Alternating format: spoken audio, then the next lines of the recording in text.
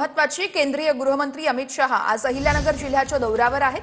थोड्याच वेळात शिर्डीतील साईबाबांच्या दर्शनानं दौऱ्याची सुरुवात करणार आहेत। लोणी आणि कोपरगावमध्ये विविध कार्यक्रमांचं आयोजन करण्यात आलेलं आहे। या संदर्भात अपडेट्स देत आहेत विनायक दावरुंग, आमचे प्रतिनिधी आहेत आपल्यासोबत। विनायक,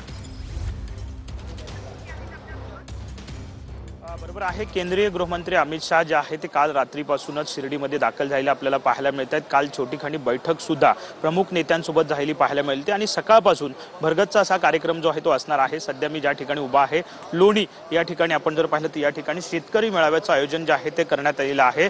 12-12:30 वाजता या ठिकाणी शेतकरी मेळाव्याचं आयोजन आहे।